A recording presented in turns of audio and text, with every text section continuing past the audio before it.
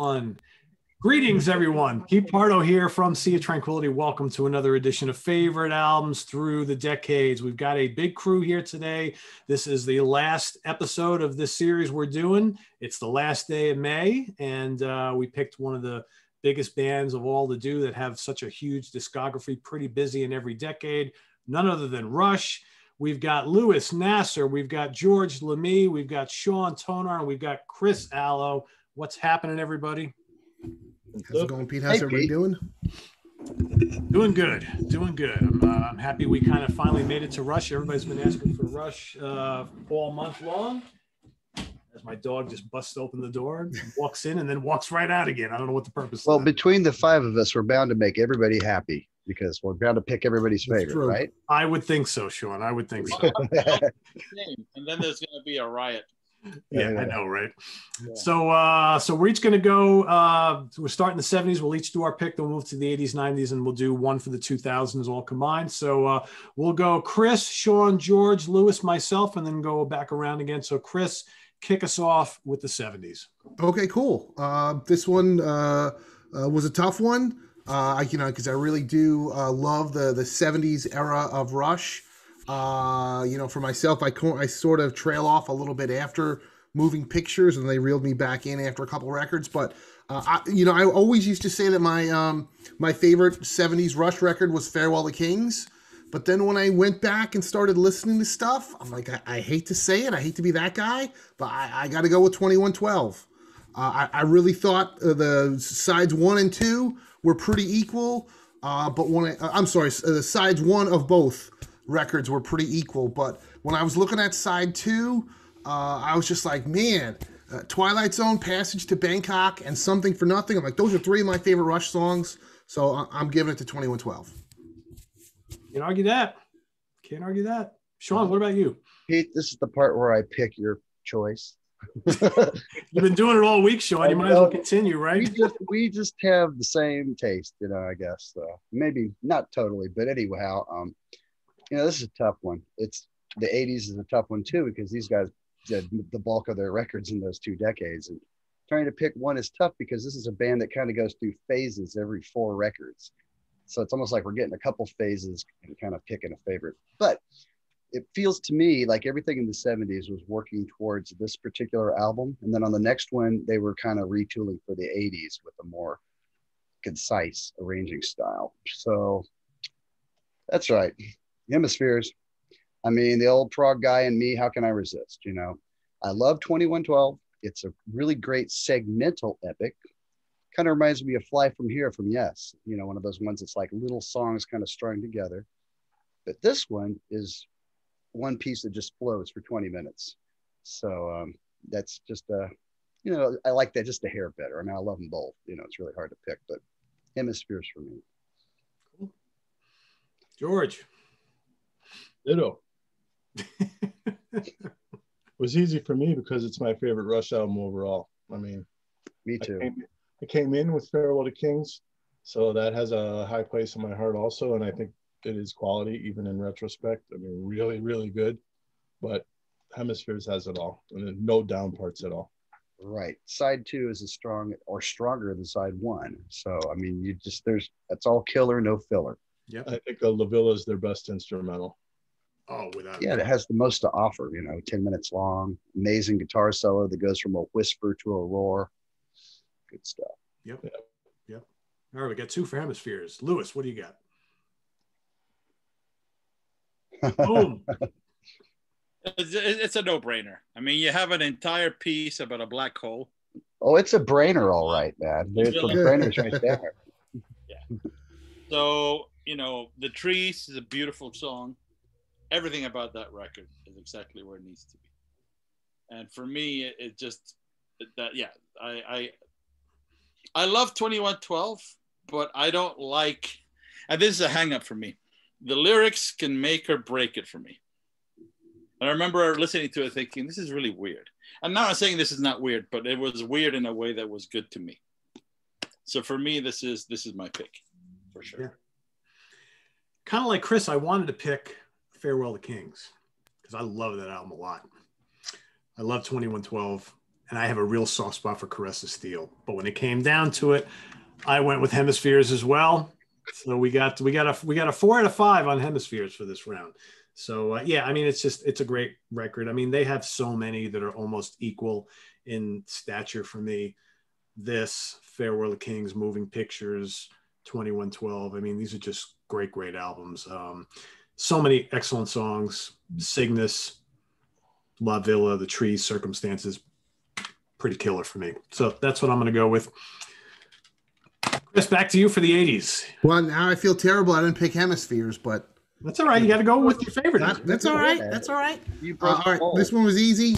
This was the record that got me into Rush. I thought Rush was lame before somebody gave me a copy. And I'm a latecomer. I didn't get into Rush till 86. Somebody gave me a copy of Moving Pictures. And I was like, holy shit. Blew my mind.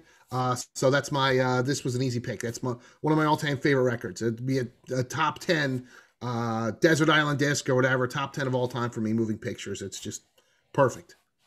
So everybody on the call here, raise your hand if Moving Pictures was the album that really got you to being a Rush fan. Yeah, that year it was, the whole world bandwagon hopped that band at that year. I was listening to them, but it wasn't until that album that I was like, wow, I love this band, right? For me, I just think I heard it, but it wasn't like I was hopping the bandwagon. I just thought I really like this band, and I've been on the wagon ever since. For me, I mean, Rush was not a popular band in Mexico. So growing up, you would never hear them in the radio. This was not a, but there was this one store called Hip 70s. That was the name. And that's the only place where you could buy these albums. And I remember I couldn't afford them because they were too expensive. They're way out of my price range. But I would go there to see what was out there. And then I would go to see my guy outside the subway to see if he could hook me up with a Memorex bootleg, because that was my price range. I get it. And yeah, my first one was Exit Stage Left. It's a great sampler. Yeah. All right, Sean, your pick for the 80s. I didn't pick Moving Pictures. I was tempted because I arguably think it's the better of the albums between my pick and that. But I had to go for Permanent Waves. And this was tough, man. I mean, the 80s is full of great records, man. But arguably, I think this is Rush's greatest record. Top of the pile, regardless what era it is. And, it just has more guitar action going on, less synth. I mean, I like the synth stuff, and I love the songs on Moving Pictures, but pound for pound, this is the one for me. And it's compact, absolutely no filler whatsoever, right? No, and it still has your epic moments. You got Natural Science and Jacob's Ladder, so that kind of scratches the long epic prog itch that most of us have. And then you got these concise songs. Free Will, I think, is like one of the coolest short songs they ever did. It's it's in an odd meter, it's in a Lydian mode. You're getting a lot of exotic kind of stuff, information all packed into one little tune. And just later, it's almost like they just never, I don't want them to repeat Free Will, but it would have been nice if they went there kind of with other songs later, and they never did. And then Spirit of the Radio is just a firecracker, man. Just, it's got a little of everything that I love about Rush all packed into there, with a real sense of urgency and an amazing guitar riff. It's lots of fun to play. So, yeah. Cool. PM. Cool. George. Well, this was the hardest decade for me. I really liked the first 4, but especially the first 2. So it was between those for me. Finally, I had to go Moving Pictures.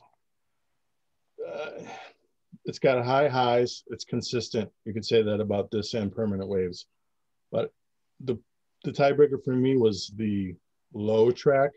I think for me, Limelight is my least favorite song, FM Fatigue and all that. I think Limelight's a little bit better than Different Strings, which is my low track. Oh, yeah. Waves.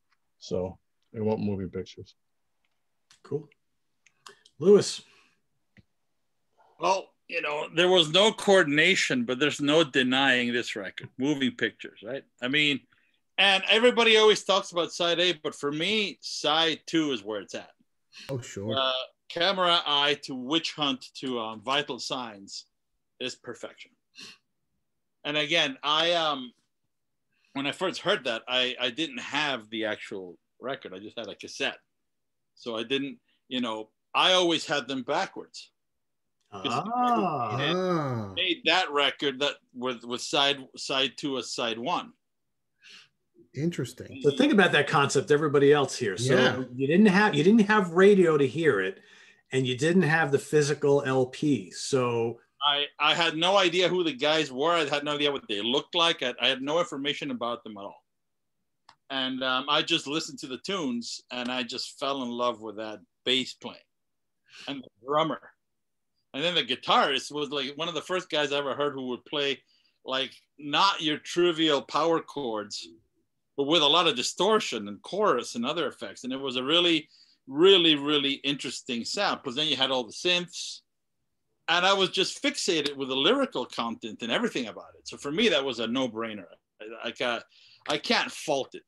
Even to this day, I am. And also because I didn't listen to it in the radio over and over, I was lucky that it wasn't ruined for me. So for me, it's still sort of pristine. Like I've been able to pace it to listen to it when I want to. And occasionally it's outside, but it's not like ruined. So it's perfect. Yeah. When you first heard it for the first time, did you wonder if the singer was a girl or a guy? I don't remember what I thought because I was just so blown away by the music. Like this is how I always hear every album. First, I'm listening for the music, and then later I tune into the singing. And has it been that way ever since I started playing? You know this better than as much as anybody. When you're in a band, the mix of is different for each member, right? So the way that I hear things, I'm hearing drums, bass, and then things start to filter in, right? So for me, this was just mind-boggling how this was constructed. And then I realized that this guy can really sing high. I thought it was a guy. One of my best friends, Ian Lizaranzu, who was also a big Russian, he told me it was a guy. So he said, listen to how high this guy can sing. And I already heard that one record. So I already knew, I never had time to really question who it was. But it was ridiculously high until I heard Triumph or other things. Right? It was crazy high. And even not that high on this album when you compare it to the early ones, right? That's right. I was later to discover, but there was some pretty high singing on Exit Stage Left, right? Yeah. Oh, yeah. That's pretty high stuff there. So, yeah. Well, I guess Sean's the odd man out on this round. So Moving Pictures is my choice. Yeah.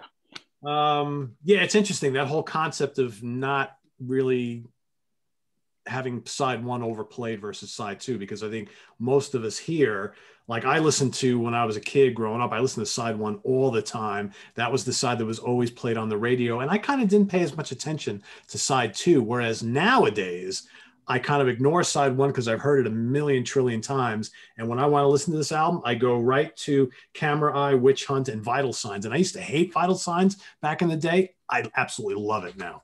Perfect. Such a cool song. Yeah. That song really kind of points to the next record. Like, if you like this ska stuff, stick around. Stick around. We're gonna touch on this again. Yeah. And I would like to point out, this is just my personal view, but I don't think Rush has made a bad record. I think we can argue that they're not as good as some other ones, but a bad Rush record is really better than most people's best material. Yeah, it doesn't exist. Right. So just as when I picked this over, Permanent Waves, this is like my personal history with it more than anything. They seem like a set. Hey, hold on. I hear some rumblings from my record collection here. What? What's that? Are you sure you don't want to vote for me, Sean? GGHYF. I'd like to help you, man, but. And that is my least favorite one right there. Yeah. I have a special. That's a shitter. I have a special place in my heart for this over chorused album, but it was as monochromatic a listen as the cover when I first got it. Yeah. Even the greats have their low points, right? Yeah. Well, absolutely. By then they were trying to really write these kind of more adult kind of tunes. And instead of just having your prog for 5 minutes, it's kind of like it comes in little bursts of 30 seconds, you know, and then it's back to this kind of keyboard paddy kind of thing. You know, think of something like The Mission. Like you wait 3 minutes for that, you know, that lick in the middle is like, is that it?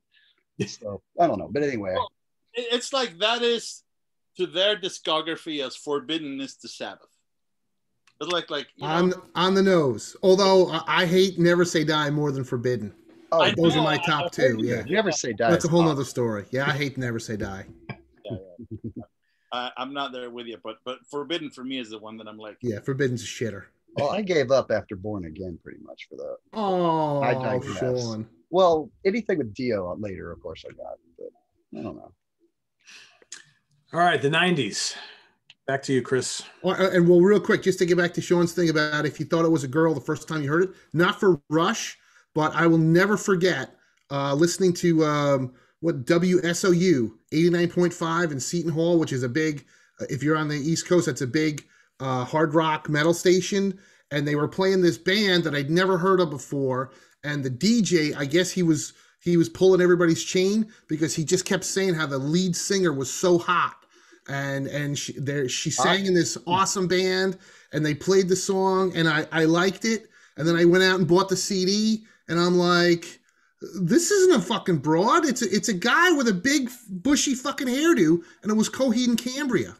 Oh, okay. Yeah. But I totally believed it was a girl, and I got to be honest. Once I found out it was a guy, I totally lost interest. I'm like, fuck him. I never listened to it again.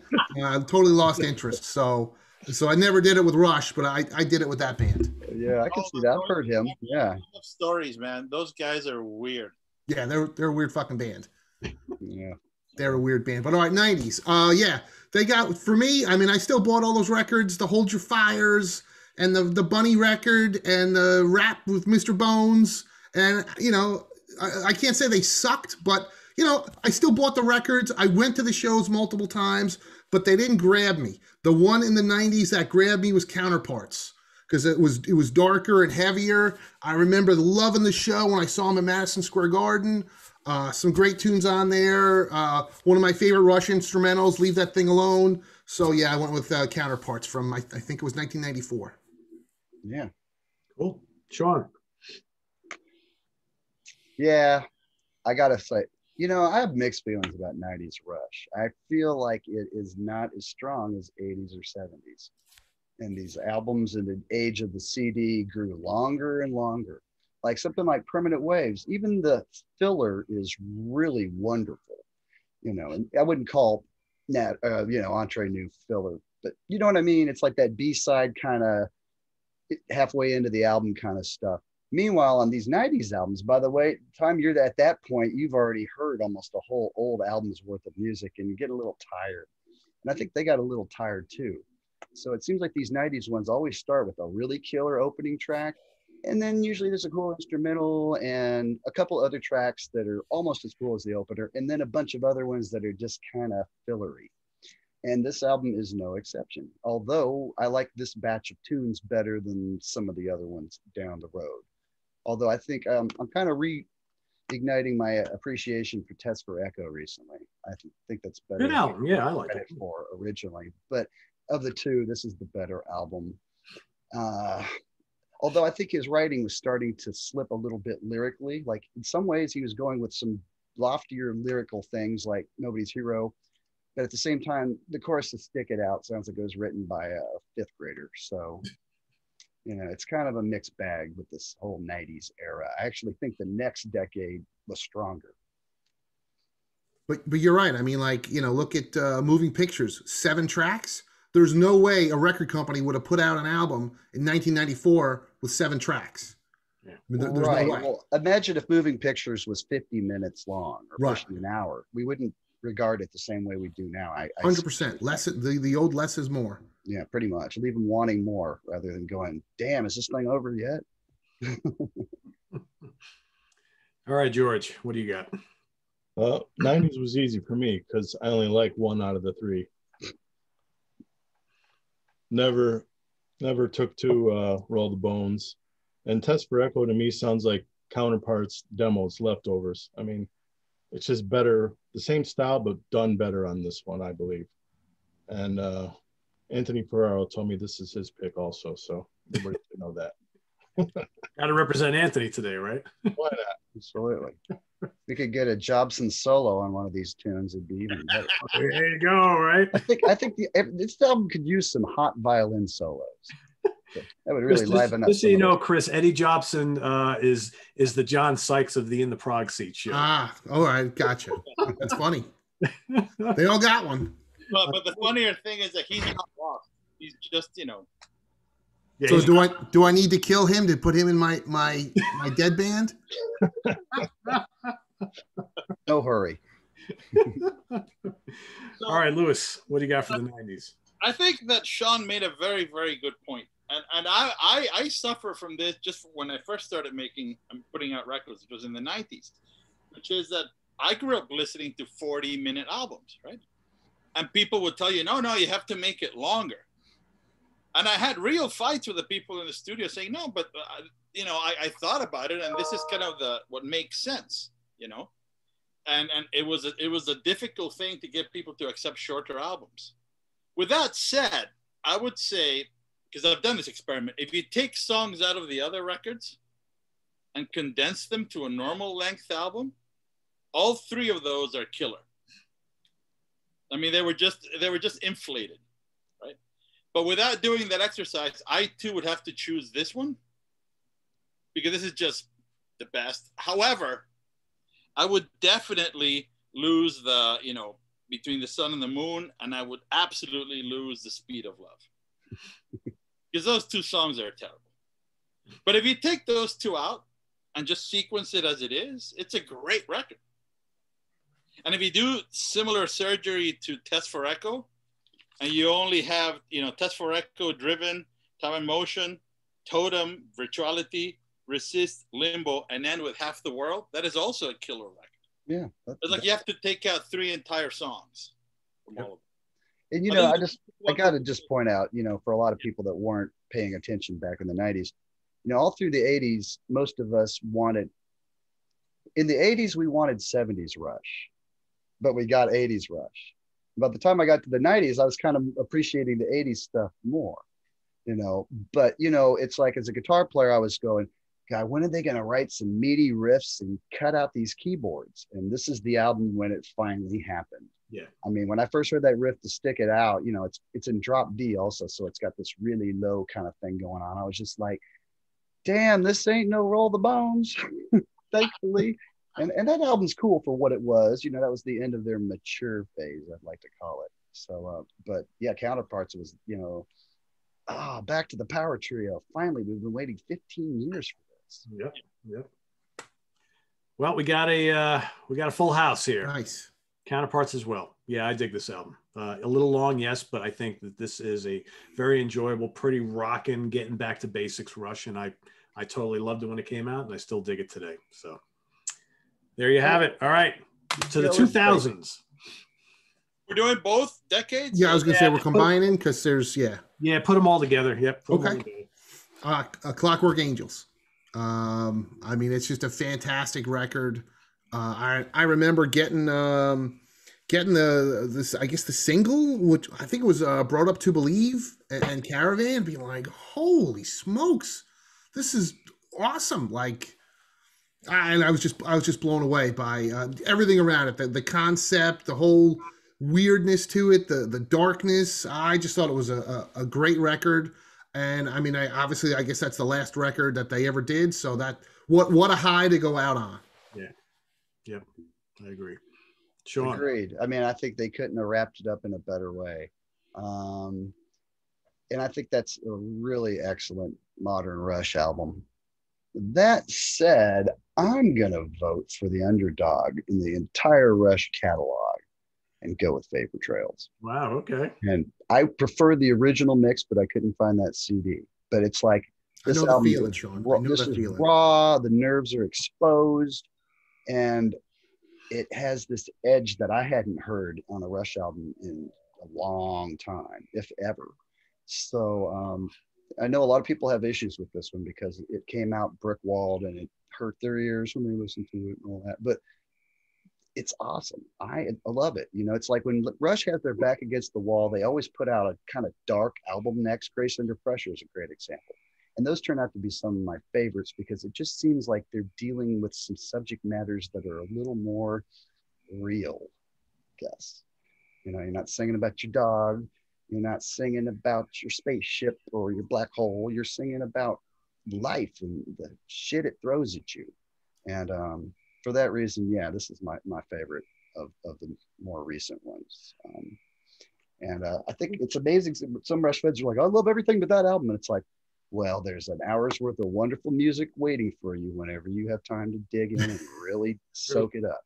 You know, and what a treat when that's your favorite band and you've heard every album a million times. I just can't imagine anybody not getting around to Vapor Trail sooner or later. Cool. I was gonna ask you how that remix version was because I never picked that up because I like the remix better. I was gonna say, as you guys know, there's only so many times you can keep rebuying the same albums, and I haven't rebought that one yet. Well, there's a clarity to the low end. I thought the bass sounded a lot more present on this one, so I'll give this one props for that. The other one is like this wall of guitars, and Alex was like in overdub mode on this record. You know, he's got that little that kind of bassy mandolin they call the mandola. You probably heard it on like the solo on Half the World. Well, he really piled that on thick on Vapor Trails, and there's just like layers and layers of that stuff, and electric guitars and all that kind of stuff. So it's a bit of a sonic mess, but very abrasive, I think. Yeah, it's like a great, if they had recorded all that in a pro studio and had a really great engineer doing it, I think they could have sorted all that out, and this album would be regarded a lot differently when it comes to, you know, sonically. But song-wise, yeah, some of my favorites. I think the title track is just this moody tune that I've never heard them quite do. And one little victory just opens with this double bass salvo that says, you know, I'm back, and you know, life is still worth living, and I'm here with my buddies making new music. And, you know, good stuff. All right, George. I like it too. Oh, you got the other one. There you go. So yeah. I got files for the new remix. I like the remix better, but I never had a problem with this brick walled mix. I barely care about that stuff. I love Clockwork Angels too, but for me, just something about Vapor Trails, like you were saying, it's raw. I mean, it's got a certain feeling to it that when it came out, I mean, I was pounding it, and I don't understand anyone that doesn't have it for the 2000s. Clockwork Angels in 2010s, but if someone picks Snakes and Arrows over this, I don't get that. To me, it's just like night and day.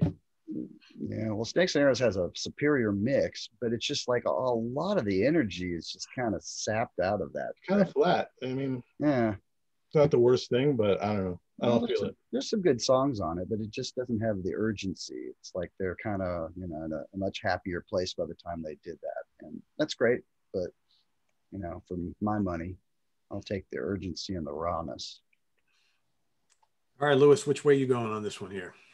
Well, you know, I do agree that the greatest way for Rush's recording career to end is with a song, The Garden. I think that's just a masterpiece. But honestly, when you think about what happened to Neil and everything that he went through, and then he wrote about it in his book, and then when you hear that album, I mean, you have to be a little bit dead inside to not pick this one. And I think that the you know, here's my concert ticket stub.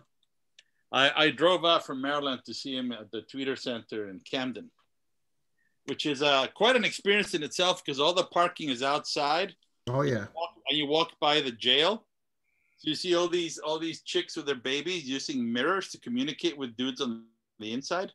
It's quite a scene that I don't associate normally with the United States. It seemed more third world. Like I didn't think it was out of place, but it just seemed weirdly juxtaposed with here. But one of the first thing I remember about that show and why I just love this record and that tour so much is that they opened with Tom Sawyer. And they said, so now if you came to hear that, you can get the fuck out. Because now we're going to play. And that was the first time that I heard them play like they were a young, hungry band with something to prove. And they were not young. but they felt like they had something to prove. And for me, that was super inspiring. Like I saw them in the previous, Test for Echo tour they did. That was pretty phoned in compared to this show and that whole experience. So I caught as many of these shows as I could, and it was absolutely magical. To me, you can't really do better than, Earthshine, Seating Unlimited, One Little Victory, Ghost Rider. These are just incredible songs. Secret Really, Touch. yes. I mean, This is beautiful. So I that's my choice. Vapor Trails, title track. And again, as somebody who has had some experience with bad stuff, when you're kind of crawling your way out of it, there is a claustrophobic, which I don't know that they intended it to sound like that, but that is how things sound when you're working and you're doing things, when you're going through that. So for me, that was a very powerful listening experience. I don't care that it looks like it was clipping and everything was, at 11. It's a great record and I love it. Cool. I dig it too, but I'm going to go Clockwork Angels here. So, there's no right or wrong answer here. I find that I've listened to this one more, and I think it's a great album to kind of go out on, like Chris said. Some really great tracks on here. 7 Cities of Gold. The Anarchist is phenomenal. I love the title track. Caravan, The Garden. Just a good, fun, really interesting, kind of proggy, kind of heavy album from the band. And like we said, if this is the last thing we ever hear from them, which likely it is, I'm okay with that. But you can hear some of that angst in that, because we didn't know at the time, but they knew that Neil was sick. Yeah. There's an urgency because you can, how much longer can we do this? We don't know, but we got to put that out there. So all these things, it's kind of a cliche, but I think it's true. Misery makes good music. It really does. And it's right there. So yeah, for me, both of those records are great. Snakes and Arrows, not so much. I like Snakes and Arrows. Yeah, I like it. I like it fine, but it doesn't have that. I don't know what word to use, but it's less. It connects less emotionally with me than these other two. Yeah, I think the songs aren't as memorable. You know how I said we probably make everybody happy? I was wrong. We tried, right? We tried. Yeah. Now we're going to get all the people like, I can't believe no one picked Power Windows or Grace Under Pressure. Everybody's favorite will come out in the comments. But bless you all. Just thank you for loving Rush. Yeah, that's the important thing. So there you have it, everybody. So in the comments below, please list your favorite Rush album from each of these decades we spoke about. It'll be cool to see what everybody comes up with. I'm sure we'll have some of the same picks as we had, and I'm sure we'll see some other ones. So I'm sure we'll see someone saying the only good Rush album is the first one they ever did. It's like, all right, well, if you think that's all fine and dandy. There are no wrong answers. Exactly. No wrong answers. So I want to thank everybody for playing with us here tonight. For Chris Allo, Sean Tonar, George Lamie, and Louis Nasser, I am Pete Pardo. Visit us on the web at www.seatranquility.org. We're on Facebook. We're on Twitter. Of course, we're here on YouTube all the damn time. I want to thank everybody for watching this cool series we've done throughout the month of May. Stay tuned for more fun stuff in June. And for the gang here, I am Pete. See you all real soon. Bye-bye.